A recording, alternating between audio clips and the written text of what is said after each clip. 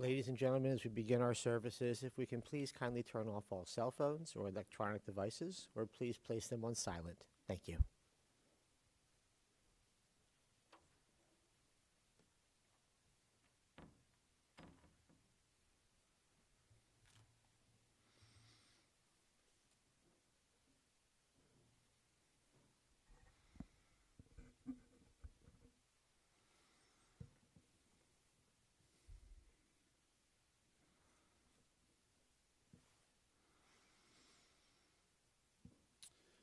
Kirachem al abanim, recham Adonai al yireyav.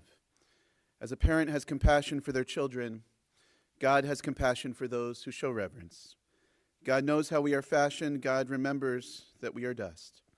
The days of mortals are like grass. We flourish as the flowers of the field. A wind passes over us and we are no more. But God's compassion is everlasting.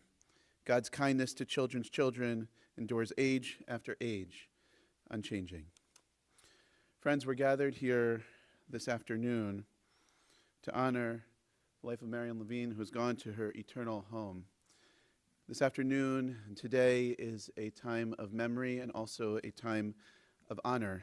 It's a time of honor, as the rabbis teach, that this is a time for kavod hamet, as we honor the deceased, and we'll do that through prayer and also through the sharing of memories, the sharing of stories, as we'll be hearing from her family in just a couple of minutes. And it's also a time of honor and a time of support as we turn our attention not only to Marian's life, but to supporting her beloved family in this time of loss. That's what we will seek to do this afternoon as we begin our funeral service with the recitation of Psalms, ancient words of our tradition, which our people have turned to in difficult moments such as this one for many generations.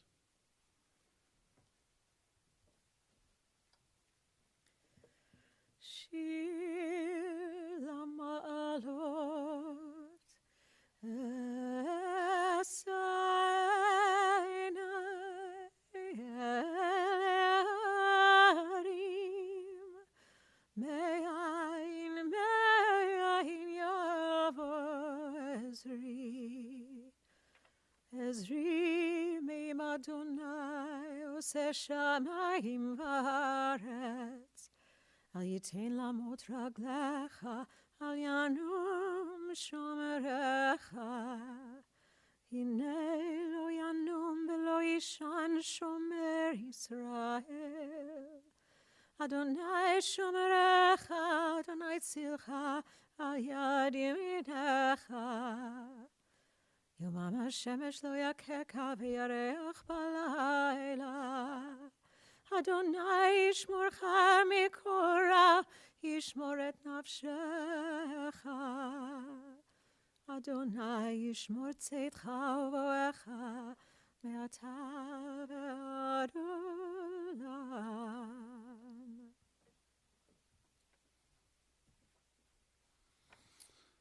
Psalm 121, a song for ascents. I lift up my eyes to the mountains, from where will my help come? My help comes from Adonai, maker of heaven and earth. Adonai will not let your foot give way. Your guardian will not slumber. The guardian of Israel neither slumbers nor sleeps.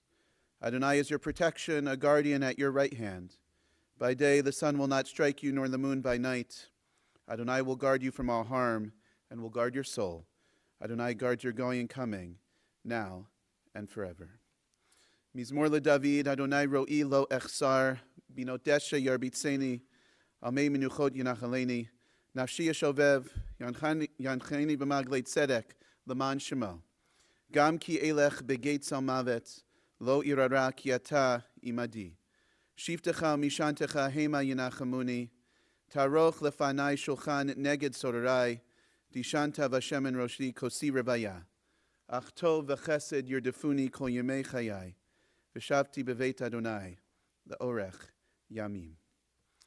Those were the Hebrew words of Psalm 23, also known as the Shepherd's Psalm, a psalm that in particular we turn to in moments such as this one. Please join me in the English of Psalm 23. The Lord is my shepherd, I shall not want. He maketh me to lie down in green pastures. He leadeth me beside the still waters. He restoreth my soul. He guideth me in straight paths for his name's sake. Yea, though I walk through the valley of the shadow of death, I will fear no evil, for thou art with me. Thy rod and thy staff, they comfort me. Thou preparest a table before me in the presence of mine enemies.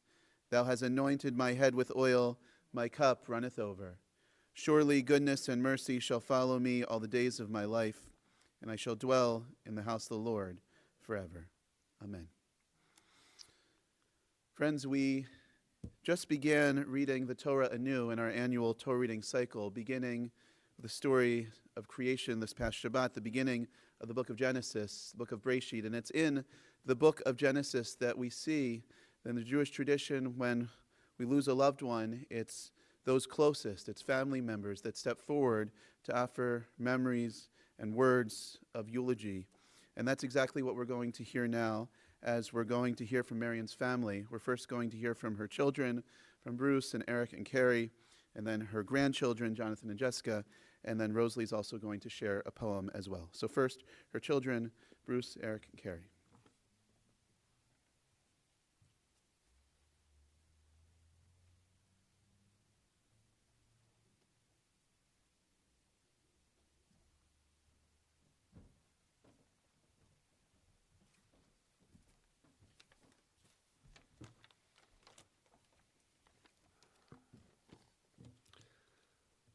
Always stronger than you would think.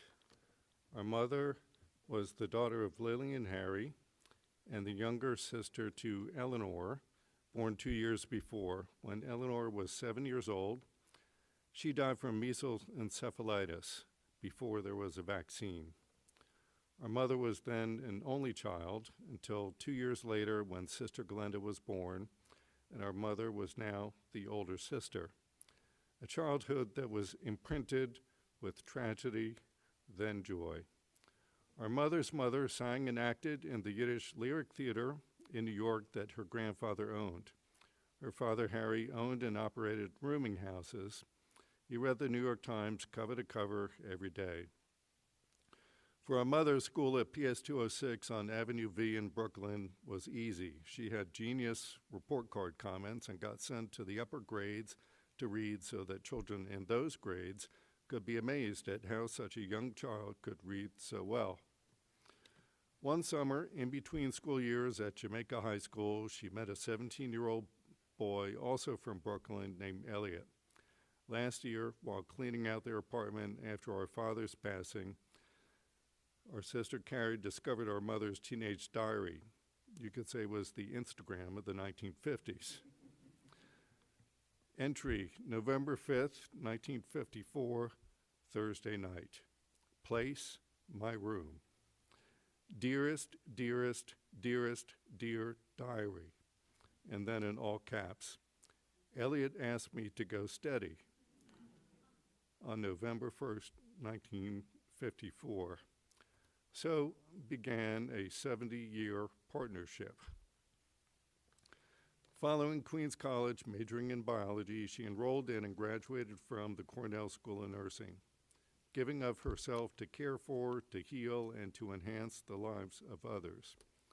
We have been doubly blessed to have a mother trained as a nurse, always stronger than you would think.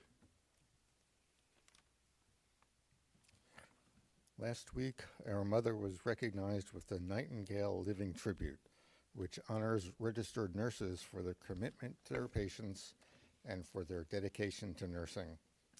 As part of the tribute, the following poem was read. When a calming, quiet presence was all that was needed, she was there. When a silent glance could uplift a patient, family member, or friend, she was there. At those times when the unexplainable needed to be explained, she was there. When the situation demanded a swift foot and sharp mind, she was there. When a gentle touch, a firm touch, push, or an encouraging word was needed, she was there. To witness humanity's beauty in good times and bad, without judgment, she was there. To embrace the woes of the world willingly and offer hope, she was there. A mother is like a nurse, and a nurse is like a mother, always stronger than you would think. In 2002, tragedy struck again, and she lost her beloved younger sister, Glenda. She carried the joyful spirit of her sister forward and picked up elements of her style and her fondness for whimsical socks.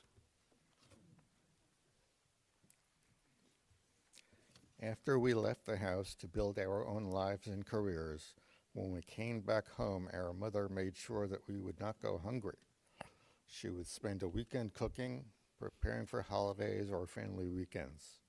She kept detailed menu lists for these gatherings, and she was happy to hand down recipes to her grandchildren. She loved our father's sense of humor most of the time. She often groaned, but her favorite non sequitur joke that always made her laugh was this: "What's the difference between an orange? A bicycle, because a vest has no sleeves." I mean, it's true, a vest does not have any sleeves, so I think that means it was funny. Our mother saved every piece of paper, from to-do lists, menus, to greeting cards. She was proud of her children and grandchildren, as she probably shared with many of the Lionsgate residents here. She loved bright colors, from her many items of colorful clothing to her umbrella. Hot pink or coral were predominant. She loved babies and puppies. She had several momisms that she would routinely impart. While I don't have children, I find myself repeating these to friends, colleagues, and even strangers. If we were hungry for a snack, instead of candy, which our mother called empty calories, have a carrot. When going to the beach or shore here in New Jersey, wear sunscreen. Going outside, wear a sweater. If we sneezed or said we didn't feel well, take a vitamin C. For Eric and our father, for his basement office, clean your room. When traveling, send us your itinerary, including flights, hotels, and any contact information for your traveling companions. And finally, when traveling back to DC, Maryland, Virginia, let us know when you get home. 10 months ago, we laid our father, her life partner, to rest. And yet, following a transition from Lionsgate Independent Living to Lionsgate Skilled Nursing Facility, she maintained her equipoise, grace, and good humor. Always polite, never complaining, she said hello to everyone, nurses, aides, and staff. The nurses referred to her as Nurse Marian. Nurse Marian, how are you? She felt at home and cared for. Indeed, at times, she believed that she worked as a nurse there on the floor and felt free to make suggestions on operations. Maybe sometimes it was more than a suggestion. A few days ago, when I was with her, I said something to the effect of, "The nurse is just checking such and such." She responded, "I am the nurse." The nurse that runs the floor and the mother that runs the household. Our mother was always there for us in the big moments and the quiet ones, with love, support, and patience. Her absence leaves a big void, but her presence is still felt, and we miss her greatly. She was always stronger. She was always there for us. So may we each truly live all the days of our lives.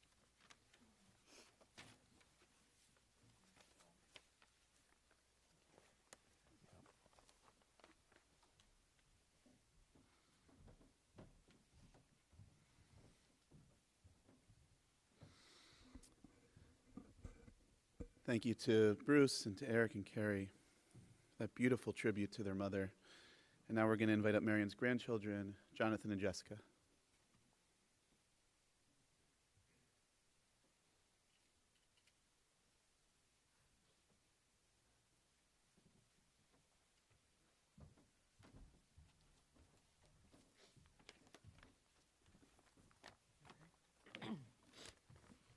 Hi, thanks for coming. 1990, a letter from Marian Levine to Elliot Levine. Quote, "But I must tell you, I haven't snored in 2 weeks. I know I didn't because no one told me I did." End quote. That was our Mimi. Detail-oriented, steadfast, and quite opinionated, especially when it came to accusations of snoring, food at Lionsgate, and her disgust at football. But Mimi knew how to relax and have a good time, too. Whether it was taking my brother and I to see the newest Disney movie in theaters, after stocking up on candy and CVS to sneak in, or making friends and collecting points on cruises around the world with Grandpa, Mimi was ready to spoil and be spoiled. And spoiled we were. Every sleepover, every dinner, every breakfast at Mimi's was sure to be filled with laughter and some of the best meals I'd have, complete with her famous brownies or chocolate chip cake for dessert. Dessert for breakfast, lunch, dinner, and dessert. There's always dessert. Mimi has always been a driving force in helping me with my career and interests. She would give me advice about interviews and resumes, compare our notes on courses I'd take at AU versus she'd take at the CAS JCC, and consistently ask what was happening at the museum or the classroom. I relished in these discussions and looked forward to phone calls about the newest exhibitions almost as much as I look forward to the calls of her and Grandpa singing me happy birthday, quite off-key. Mimi was known to spout glowing prose about how proud she was of her favorite grandchildren to anyone or anything in her eyeline, as any Jewish grandma does. I do hope she knows how proud we are of our favorite Mimi.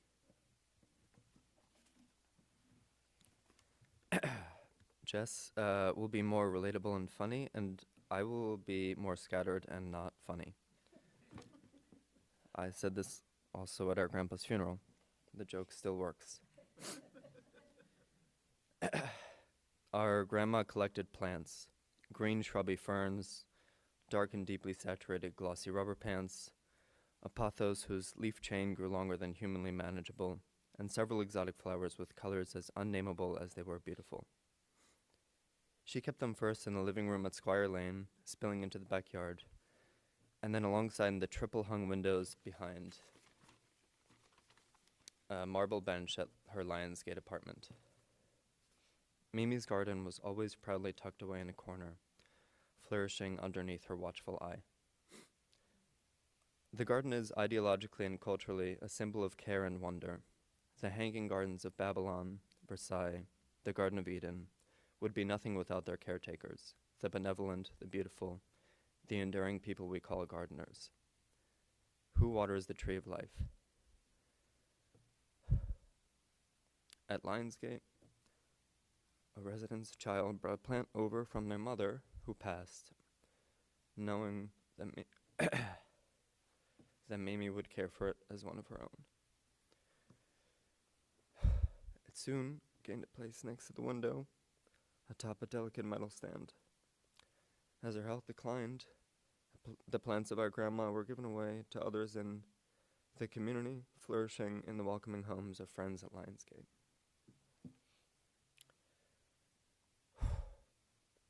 I'm getting it together. Yet the gardener refuses to step back and admire her work, dust the soil off her calloused hands, and acknowledge what it is that she did. The constant gardener is, in fact, constant. She gives herself completely and entirely to the earth, to others. Mimi gave herself up to her garden, to us.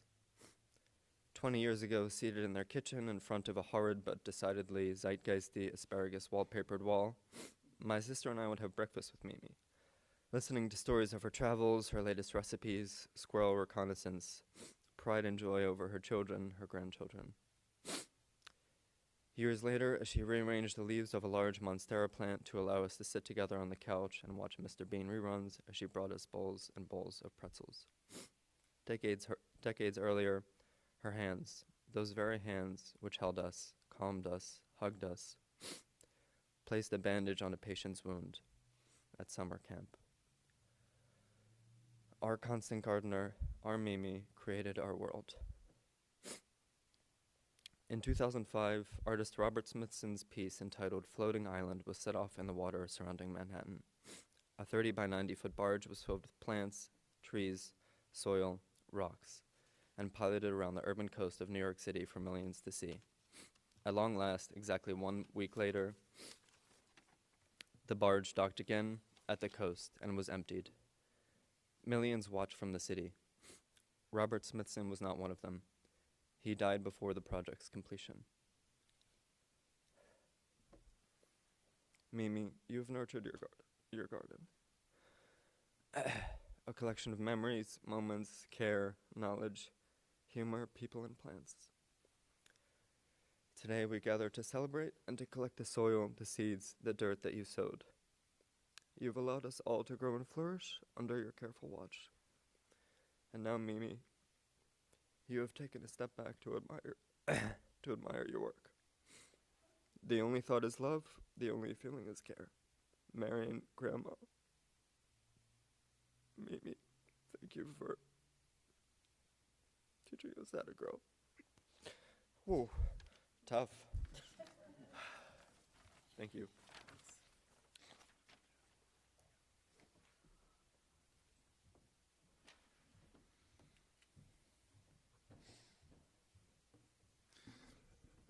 Thank you to Jonathan and Jessica. And now we're going to invite up Rosalie to share a poem.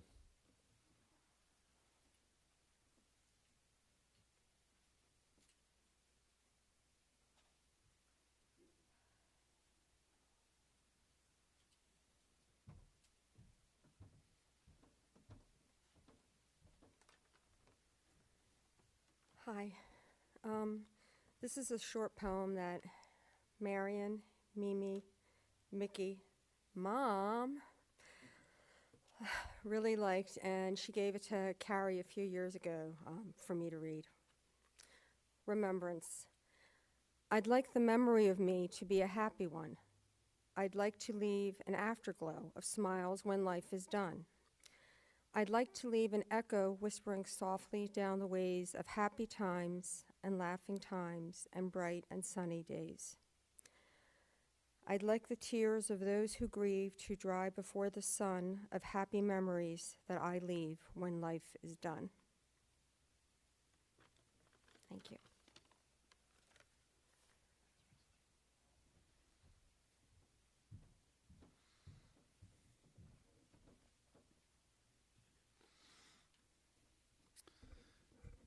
Thank you to Rosalie and to Bruce and Carrie and Eric and Jonathan and Jessica for those words of memory and those words of tribute.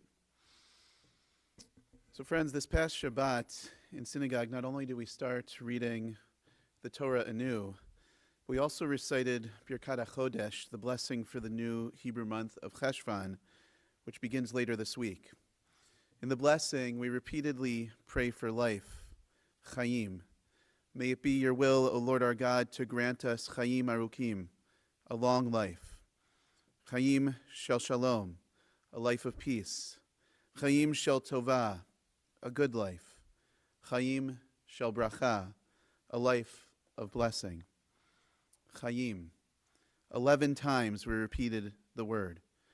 And perhaps it's the word itself which provides important insight. In Hebrew, the word for life, Chaim, is plural, as if to say that for life to be full and most meaningful, it must be lived in relationship with others. Surely, Marian Levine lived her life this way, a life dedicated to others, a life surrounded by the love of family and friends. To Marian's family, namely to her children, to Bruce, Eric, and Carrie, to her daughter-in-law, Rosalie, and to her grandchildren, Jonathan and Jessica, and to extended family and friends, we offer our sincerest condolence and sympathy on the loss of your beloved mother, grandmother, and friend. Also, as we heard, affectionately known as Mom, Mimi, and Mickey. We gather today to honor Marian's legacy, to hold tight to the beautiful memories of time shared and blessing bestowed, and to reflect on a life well lived, filled with so many blessings. Chaim. Marian was born on June 17, 1938, to Lillian and Harry. As we heard from Bruce, Carrie, and Eric, she had an older sister, Eleanor, who tragically passed away at the age of 7, as well as a younger sister, Glenda. Her parents were strict, but most certainly loving, instilling in Marian key traits and values which she would live by her entire life. She attended Jamaica High School, followed by Queens College, and then Cornell School of Nursing, where she became a nurse, a title and a role that she cherished her entire life. She worked for a number of years as a nurse in various hospitals, and then as a camp nurse, and ultimately moved on to work for insurance companies, leading a team with increasing responsibilities. She also started her own consulting company called Marian Levine Associates. As we heard from Bruce, Eric, and Carrie, Marian loved being a nurse. It became part of her DNA. Her identities as a wife, mother, grandmother, and friend were all intertwined with her identity as a nurse, as she sought to help and comfort those she loved. And this even extended to the last few years after moving to Lionsgate. She befriended the nursing staff, related to them, and they to her. Marian loved being a nurse, but even more, she loved her family. And that began first and foremost with her husband, Elliot, Zichrono Livracha, of blessed memory.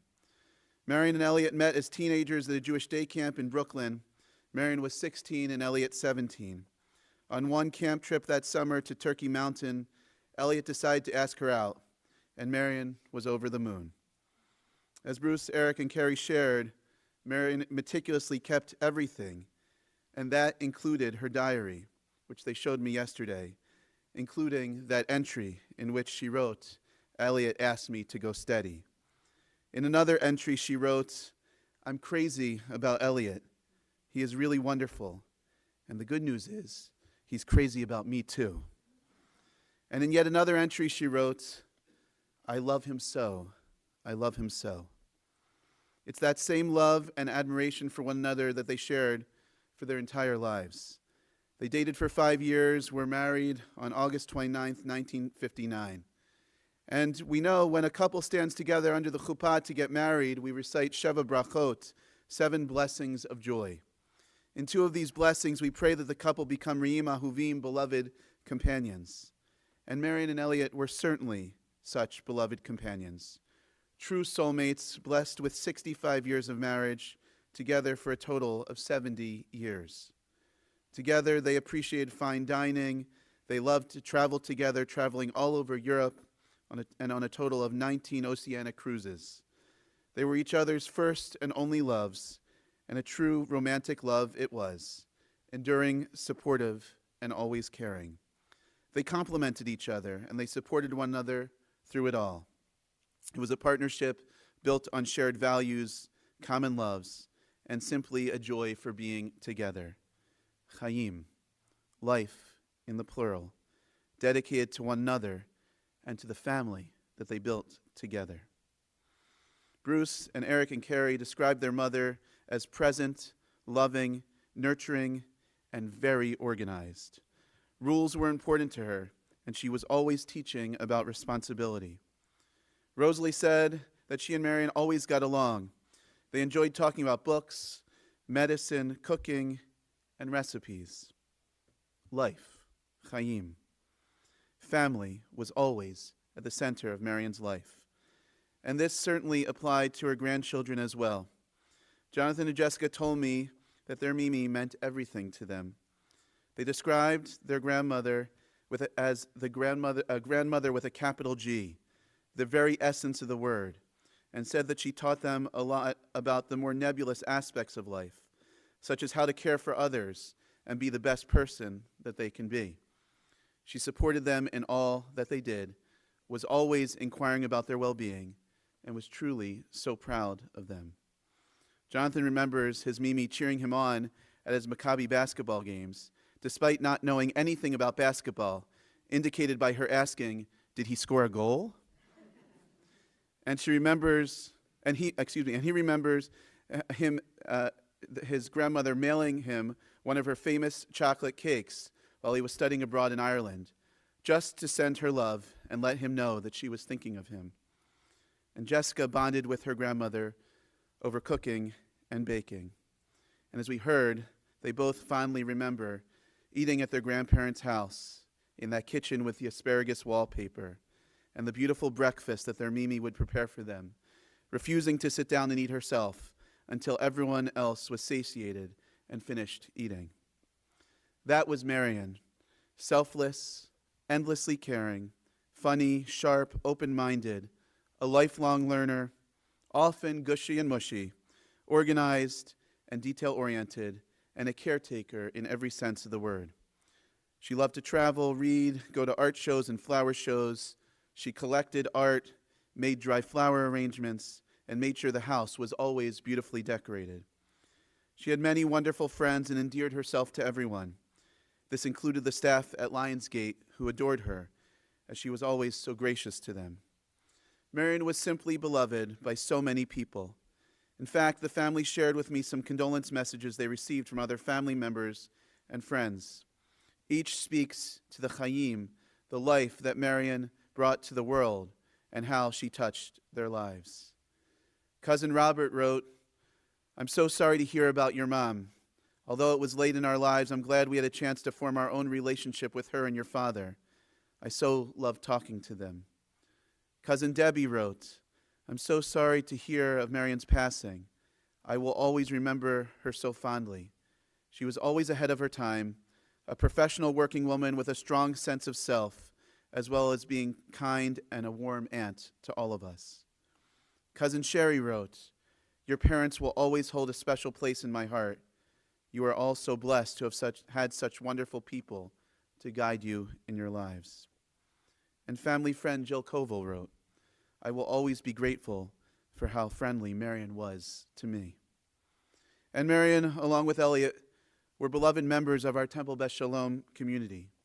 When they moved to South Jersey in 1972, they looked at various synagogues, but there was no doubt in their mind where they would join after they met Rabbi Lewis. TBS became home, and the family has remained members for the past 53 years. Now at TBS, we also like to hold on to things, and we keep a file for each family. The Levine file is quite large. Letters recognizing life cycle moments, letters in gratitude for support and donations and acts of kindness. And yes, we still have those Hebrew school report cards. Your mom was not the only one to save every piece of paper. And also contained in the file are Elliot and Marian's original membership application from 1972 and a welcome letter from Rabbi Lewis, printed on carbon paper and dated August 3rd, 1972. This was the beginning of a very special relationship, which took flight in 1979 when the family traveled on a TBS trip to Israel, Egypt, and Jordan with Rabbi Lewis. It was on that trip that they made lifelong friends and also became quite close with Rabbi Lewis. Over the years, the Levine family has added so much chayim, life, to our TBS family. As I met with the family yesterday, and they showed me Marian's diary, the many photo albums she created, so many keepsakes, it quickly became apparent that Marian was a collector. She collected art. She saved everything. Every photo that was ever taken, every card that was ever given or received, newspaper clippings, recipes, and more. But Marian collected something even more important. All of you. She collected family and friends, her village, her life. And then, as I was leaving Bruce and Rosalie's home, Jonathan said something tremendously profound. He said, quote, "When you lose someone you love, you try to keep everything else." To Marian's family, especially to Bruce and Eric and Carrie, Rosalie, Jonathan, and Jessica, hold on to the keepsakes, to the memories, and to love. And most of all, hold on to one another, as we know that is what Marian wanted. You were her greatest treasure, and she yours. And while she is gone in body, her spirit remains in the messages she left, the lessons she taught, the love she bestowed. Today is a difficult day, and it's been a hard year. Just over 10 months ago, we gathered here to say goodbye to Elliot, and now here we are again. Elliot's passing was sudden. Marian's was not. And I know that you were there for her every step of the way, constantly visiting her at Lionsgate, sharing memories, showing her old photos, updating her on current life events. You literally and figuratively held her hand through all of it. And so I hope you can find a sense of peace today, knowing that you did right by her every step of the way. The care and love that you showered on her throughout her life, and especially in recent years and months, was a true gift, a keepsake that you gave her, a keepsake that I'm sure she cherished.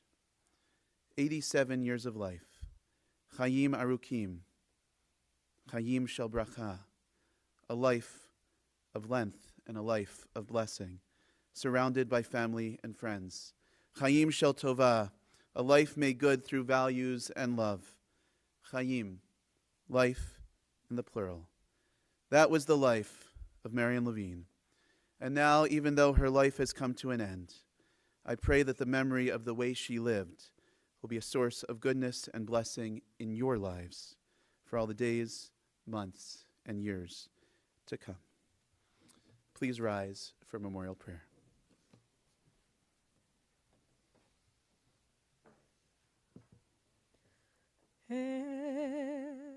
מלא רחמים שוכן במרומים המצא מנוחה נכונה תחת כנפי השכינה במעלות קדושים ותארים כזוהר הרקיע מסירים את נשמת מיכלה קשה בת השל הלוי שלך לעולמה בגן עדן תהא מנוחתה אנא בעל רחמים הסתיריה בסתר כנפיך לעולמים וצרור בצרור החיים את נשמתה אדוני הוא נחלתה ותנוח בשלום על משכבה ונאמר אמן.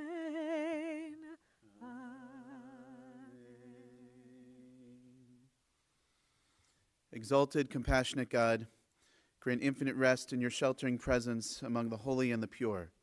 To the soul of Marian Levine, who has gone to her eternal home. Merciful One, we ask that our loved one find perfect peace in your eternal embrace. May her soul be bound up in the bond of life. May she rest in peace. And let us all say, Amen. You may be seated.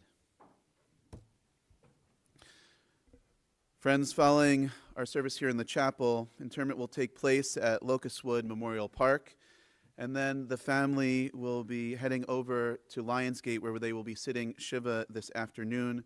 Comforters and guests are welcome beginning at 3:30 p.m. Be gathered 3 p.m. 3 p.m. Okay, 3 p.m. Thank you, Carrie. 3 p.m. And they'll be gathering in the media room at Lionsgate. There will be a minyan with Kaddish and the sharing of more memories and stories at 3:30 p.m.